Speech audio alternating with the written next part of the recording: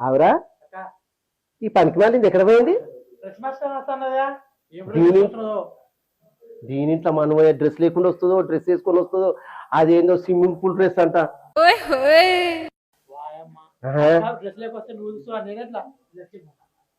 సావురా నీ పీడ కూడా పోతుందిరా. దాని ఏం లేదు, నా లంగ బొందుతో ఊరేస్తాం ఇలా అది ఎట్లా వస్తుందా దాని డ్రెస్ ఏంటిది మాకేంటిది అంటున్నాను.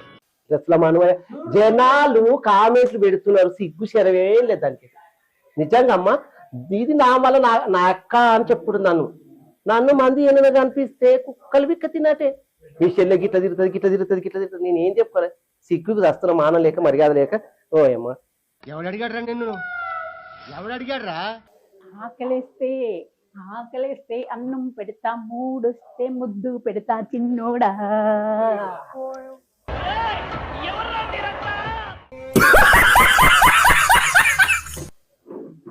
వస్తే ఏంది ముళ్ళ పంది లెక్క నీ డ్రెస్ ఏంది, నువ్వేంది, నీ ఇంట్లో మనవయ్య మంచిగా సీర కట్టుకోవచ్చు కానీ. నన్ను ముళ్ళ పంది అన్నావు, అవును. మరి నువ్వు ఏం పందివు? ఈ అంతానే జాంకాయలు మామిడికాయలు అంత ఇదేం పంది? వస్తే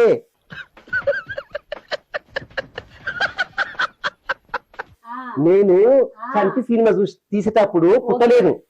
రవిరాజ గారు ఎన్నోసార్లు నాకు ఫోన్ చేసిండు, చంటి సినిమా అప్పుడు నువ్వు కనిపించుంటే బేబీ నిన్నే మీనని తీసేసి నిన్ను పెడుతుంటే అన్నాడు. రామచంద్ర ఈడు ఓరాక్షన్ భరించలేకపోతున్నాను రా.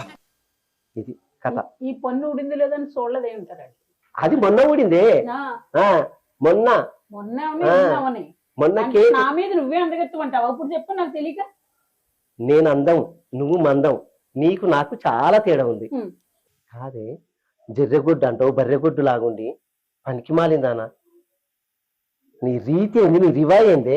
ఇంటి పరువు తీస్తున్నావు, కన్నోని పేరు తీస్తున్నావు, కొన్నోని పేరు తీస్తున్నావు. నువ్వు నేను ఒక తల్లి బిడ్డలమే కదా. తల్లి బిడ్డలమే. మరి అంతగా అలాగే ఎడుతున్నారు వాళ్ళందరూ. ఎందుకు ఎడుతున్నారు? కామెంట్లు ఎడుతున్నారు. సొంతోళ్ళే ఇలా తిట్టుకుంటుంటే మరి వాళ్ళు పెట్టడానికి వచ్చింది కామెంట్లు. తప్పేమీ లేదు. నువ్వు నోరు మూసే, ముందు నోరు మూసే.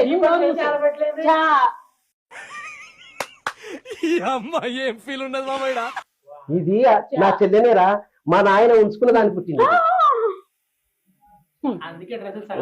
అక్క తప్పు నాన్నది అప్పనింది అయ్యకక్క. మన ఇద్దరం ఒక తల్లి బిడ్డలమే, ఒక తండ్రి. అంటే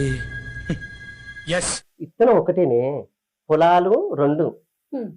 నీకు చెప్పిండా బాపు? నాకు బాబు ఏం చెప్పలేదు. మంచిగా నువ్వు అమ్మ మీ ఇద్దరికి తల్లులు వేరు వేరు కాదు, ఒకటే తల్లి అని చెప్పాడు నాకు. నీకు మాటలు వచ్చేటాలకల్లా బాట పట్టుకొని తిరిగినావు. ఇక నువ్వు ఇంట్లో ఉండి బాపు నవంకా అని చెప్పిన.